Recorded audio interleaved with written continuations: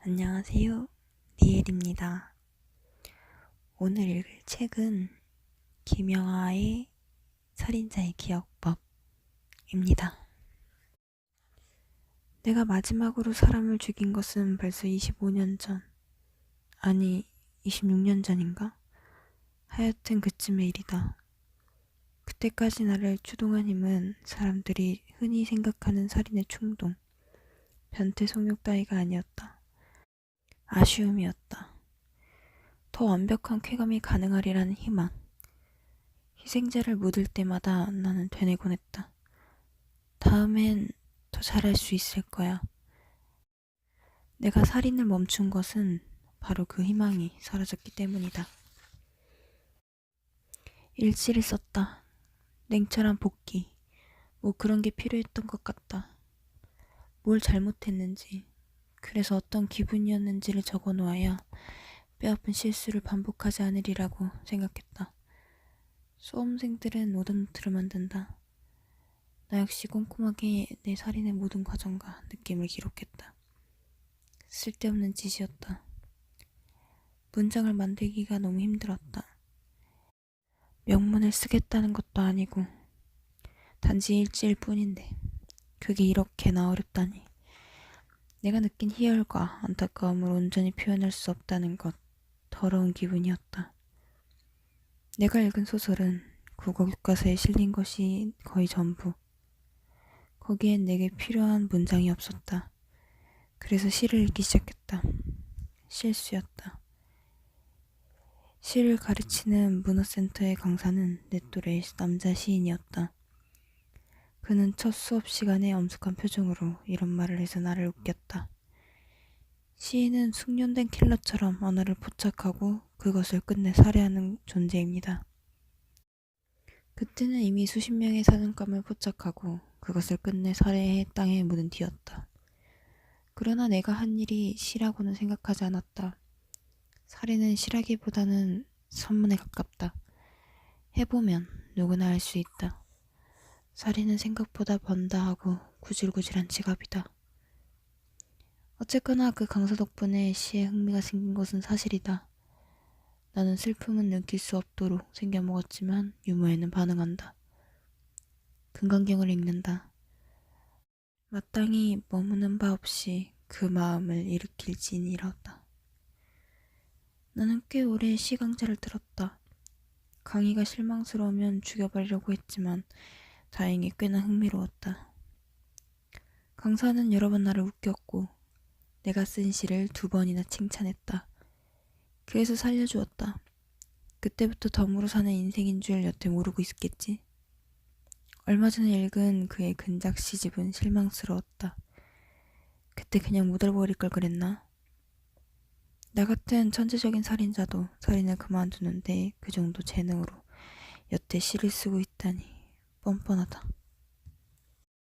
요즘 자꾸 넘어진다. 자전거를 타다가도 넘어지고 돌부리에 걸려서 넘어진다. 많은 것을 잊었다. 주전자를 3개나 태워 먹었다. 은희가 병원에 진료 예약을 잡았다고 전화를 걸어왔다. 내가 소리소리 지르며 화를 냈더니 은희는 한동안 잠자코 있다 이렇게 말했다. 확실히 이상해. 정말 머리가 어떻게 된 게 분명해.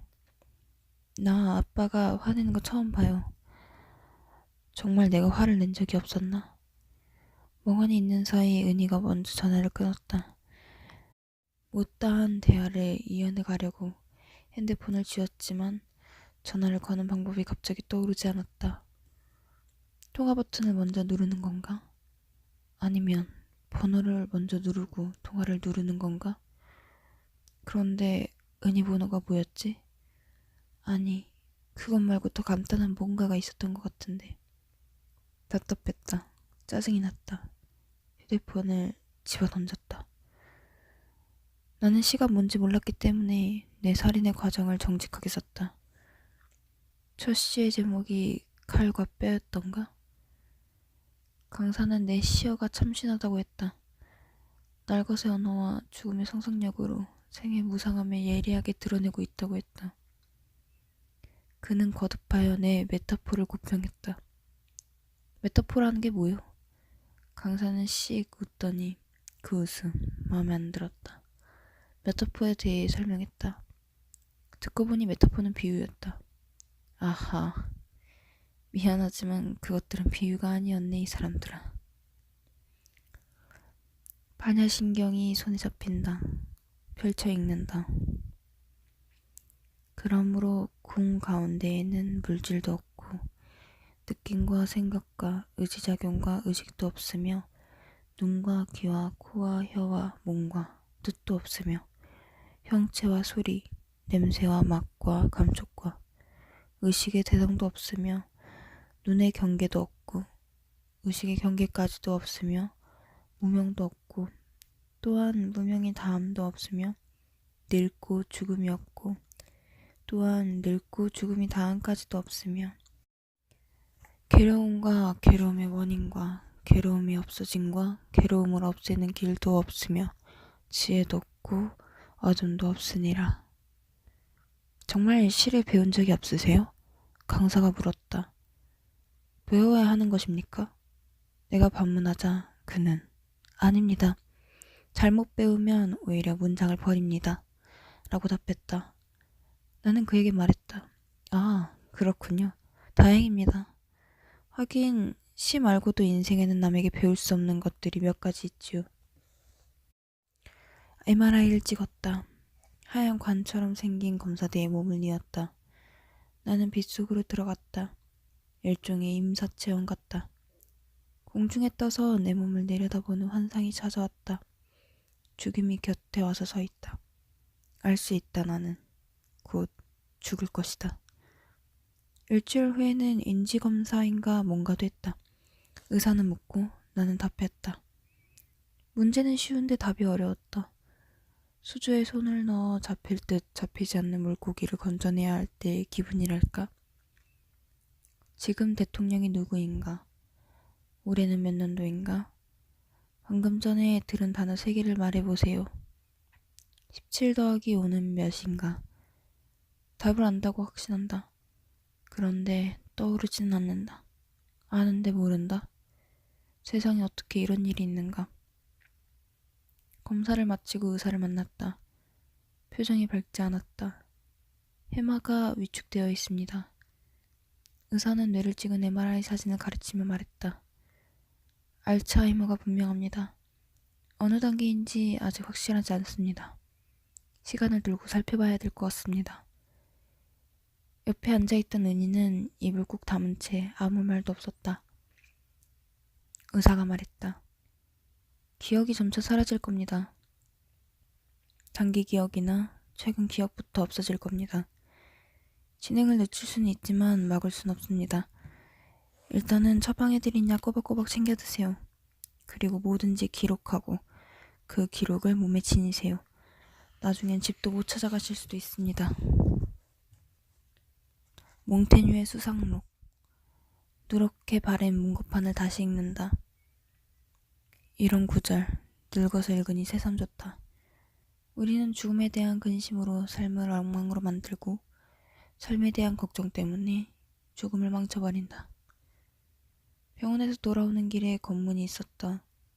경찰관이 은희와 내 얼굴을 보더니 아른 체하며 그냥 가라고 했다. 조합장 내 아들이었다. 살인사건 때문에 검문 중입니다. 하루 이틀도 아니고 밤낮으로 죽을 맛입니다.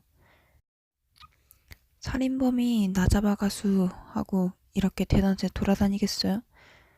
우리 군과 인근 군에서 잇따라 여자 셋이 죽었다고 했다. 경찰은 연쇄살인이라고 단정하고 있었다. 세 여자 모두 20대였고 밤늦게 귀가하다 당했다. 손목과 발목에 결박은이 있었다.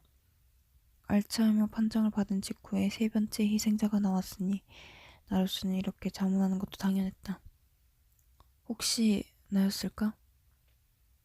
나는 벽에 걸린 달력을 들추며 여자들이 납치돼 사망한 것으로 추정된다는 날짜를 짚어보았다. 내게는 의심할 바 없는 알리바이가 있었다. 내가 아닌 것은 다행이지만 닥치는 대로 여자를 납치해 죽이는 놈이 내 구역에 나타난 것은 좋지 않다. 나는 은희에게 우리 주위를 배회하고 있을지도 모를 살인자에 대해 거듭 상기시켰다. 주의사항도 알려주었다. 절대로 밤늦게 혼자 다녀서는 안 된다. 남자 차에 타는 순간 끝장이다. 이어폰을 끼고 걷는 것은 위험하다. 너무 걱정하지 마세요. 대문을 나서며 은희는 한마디 더 덧붙였다. 살인이 뭐 누구 집 애 이름이에요? 나는 요즘 뭐든지 기록한다.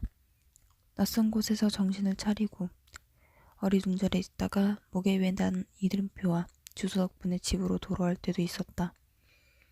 지난주에는 사람들이 나를 파출소에 데려다 주었다. 경찰관이 웃으며 나를 반겼다. 어르신 또 오셨네요. 날 아시오? 그럼요, 잘 알지요. 어르신보다 제가 어르신을 더 잘 알지요. 정말 따님이 곧 올 겁니다. 저희가 벌써 연락했습니다. 은희는 농대를 나와 지역의 연구소에 일자리를 얻었다. 거기서 은희는 식품의 품종을 개량하는 일을 한다. 각기 다른 두 종의 식물을 접붙여 새로운 종을 만들어내기도 한다. 흰 가운을 입고 하루 종일 연구소에서 살다시피 하는데 가끔은 밤도 새운다. 식물들은 인간의 출퇴근 시간에는 관심이 없다. 가끔 한밤중에 수정을 시켜줘야 하는 일도 있는 모양이다. 그것들은 염치 없이 맹렬하게 자란다. 사람들은 은희가 내 손녀라고 생각한다. 딸이라고 하면 놀란다. 그도 그럴 것이 나는 올해 70줄에 들어섰지만 은희는 겨우 28이기 때문이다. 이 미스터리에 가장 관심이 많았던 사람은 역시 은희였다. 16살의 은희는 학교에서 피에 대해 배웠다. 나는 AP형인데 은희는 O형이다. 부모 자식 간에는 나올 수 없는 혈액형이다. 내가 어떻게 하면 아빠 딸이에요? 나는 가능하면 진실을 말하려고 노력하는 편이다. 내가 입양을 했다. 은희와 멀어진 것은 아마 그때부터였을 것이다. 은희는 나를 어떻게 대해야 할지 몰라 당황한 것 같았고 그렇게 벌어진 간격은 끝내 좁혀지지 않았다. 그날 이후로 나와 은희 사이에는 친밀감이 사라졌다. 카그라스 증후군이라는 게 있다. 뇌의 친밀함을 관장하는 부위에 이상이 생길 때 발병하는 질병이다. 이 병에 걸리면 가까운 사람을 알아보기는 하지만 더 이상 친밀감을 느낄 수 없게 된다. 예컨대 남편은 갑자기 아내를 의심한다. 내 마누라 얼굴을 하고 꼭 내 마누라처럼 구는 당신은 도대체 누구야? 누가 시킨 거지? 얼굴도 똑같고 하늘도 똑같은데 아무래도 남처럼 느껴진다. 낯선 사람으로만 보인다. 결국 이 환자는 낯선 세계에 유배된 것과 같은 기분으로 살아갈 수밖에 없다. 비슷한 얼굴의 타인들이 모두 함께 자기를 속이고 있다고 믿는다. 그날 이후로 은희는 자신을 둘러싼 이 작은 세계, 나와 자신만으로 이루어진 가정을 낯설게 여기기 시작한 것 같다. 그래도 우리는 같이 살았다. 바람이 불면 뒷곁 대숲이 요란해진다. 그에 따라 마음도 어지러워진다. 바람과 쇳날이면 새들도 입을 다무는 듯하다. 대숲이 있는 이면을 사들인 것은 오래전의 일이다. 후회 없는 구매였다. 늘 나만의 숲을 갖고 싶었다. 아침이면 그곳으로 산책을 나선다. 대숲에서는 뛰면 안 된다. 자칫 넘어지기라도 하면 죽을 수도 있다. 대나무를 베어내면 밑동이 남는데 그것이 매우 뾰족하고 단단하다. 대숲에서는 그래서 늘 아래를 살피며 걸어야 한다. 귀로는 사각거리는 댄잎 소리를 들으며 마음으로는 그 아래 묻은 이들을 생각한다. 대나무가 되어 하늘을 향해 쑥쑥 자라나는 시체들을. 어린 은희는 물었다. 그럼 제 친부모는 어디 계세요? 살아는 계세요? 다 죽었다. 내가 너를 고아원에서 데려왔다. 은희는 믿지 않으려 했다. 혼자 인터넷도 뒤지고 관공서도 찾아다니는 것 같더니 제 방에 틀어박혀 며칠을 울었다. 그리고 받아들였다. 제 친부모와 원래 서로 알던 사이셨어요? 만난 적은 있지만 그렇게 가까운 사이는 아니었지. 어떤 분들이셨어요? 좋은 분들이셨나요? 아주 좋은 사람들이었다. 마지막 순간까지 내 걱정을 했다. 두부를 굽는다. 아침에도 두부, 점심에도 두부, 저녁에도 두부를 먹는다. 팬에 기름을 두르고 두부를 올린다. 적당히 익으면 뒤집어 굽는다. 김치와 곁들여 먹는다. 아무리 치매가 심해져도 이건 혼자 해낼 수 있으리라. 두부구이 백반. 가벼운 접촉사고가 발단이었다. 상거리였고 놈의 지프가 내 앞에 서 있었다. 요즘은 맹목이 일상이다. 알츠하이머 때문이겠지. 나는 순간으로 정차 있는 놈의 차를 보지 못하고 그대로 충돌하고 말았다. 사냥용으로 개조한 지프였다. 차 지붕에 서치라이트를 단 것도 모자라 범퍼 위에 안개 등을 3개나 더 매달았다. 이런 차들은 트렁크도 물청소가 가능하도록 개조한다. 배터리도 2개쯤 더 달고 사냥 시즌이 되면 이런 놈들이 마을의 뒷산으로 몰려든다. 나는 차에서 내려 지프로 다가갔다. 그는 내리지 않고 있었다. 창문도 닫혀 있었다. 나는 창문을 노크하듯 똑똑 두들겼다. 이보시오, 좀 내려보시오. 그는 고개를 끄덕이며 그냥 가라고 손짓했다. 이상했다. 적어도 뒷범퍼는 한번 봐야 할 것이 아닌가. 내가 꼼짝 않고 서 있자 결국 그가 내렸다. 30대 초반의 작지만 다부진 체격의 그는 건성으로 뒷범퍼를 삽시더니 괜찮다고 했다. 괜찮지 않았다. 범퍼는 웅크 들어가 있었다. 그냥 가세요, 어르신. 원래 찌그러져 있던 거예요. 괜찮습니다. 그래도 혹시 모르니 연락처나 교환합시다. 나중에 괜히 뒷말 나오지 않게. 나는 내 연락처를 건넸다. 그는 받지 않으려 했다. 필요 없습니다. 감정이 실리지 않은 저온의 음성이었다. 이 동네 사시오? 놈은 대답하지 않았다. 대신 처음으로 내 눈을 똑바로 쳐다봤다. 뱀의 눈이었다. 차갑고 냉혹했다. 나는 확신한다. 그때 우리들은 서로를 알아보았다.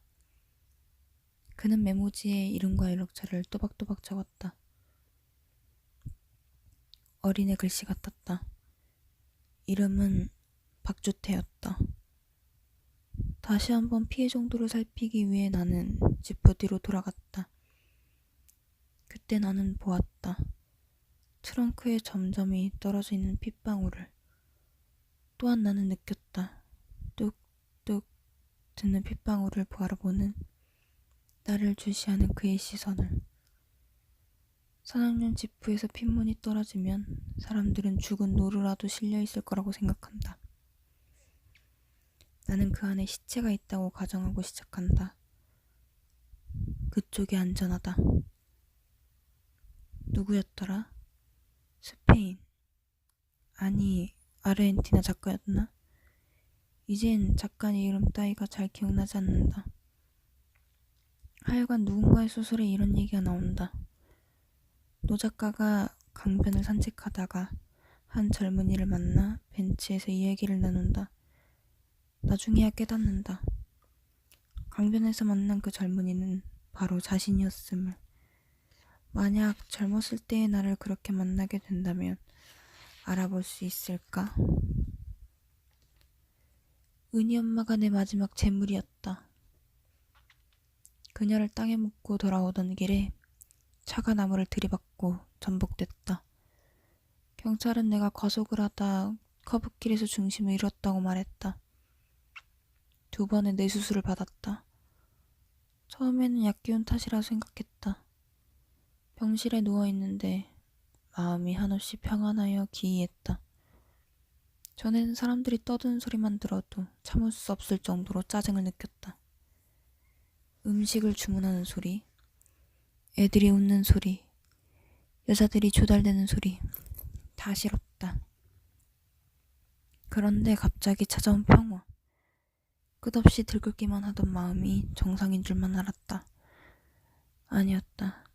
갑자기 귀가 멀어버린 사람처럼 나는 마음에 찾아온 이 돌연한 정적과 평안에 익숙해져야만 했다. 사고 때의 충격 때문이든 의사의 메시지린 때문이든 내 뇌가 뭔가가 일어났던 것이다. 단어들이 점점 사라진다. 내 머리는 해선처럼 변해간다. 구멍이 뚫린다. 미끌거린다. 모든 것이 빠져나간다. 아침이면 신문을 처음부터 끝까지 다 읽는다. 다 읽고 나면 읽은 것보다 더 많은 것을 잊어버리는 기분이 든다. 그래도 읽는다. 문장을 읽을 때마다 필수적인 부분이 몇 개 부족한 기계를 억지로 조립하는 기분이다. 나는 오랫동안 은희 엄마를 노렸다. 그녀는 내가 다니던 문화센터에서 사물을 보고 있었다. 종아리가 예뻤다. 시와 문장 때문인지 마음이 나약해지는 것만 같다. 반성과 반추도 충동을 억누르는 것만 같았다. 나는 나약해지고 싶을지도 내 안에 들끓는 충동을 억누르고 싶지 않았다. 어둡고 깊은 동굴로 떠밀려가 들어가는 기분이었다. 그래서 나는 아직도 내가 알던 나인지 알아보고 싶었다.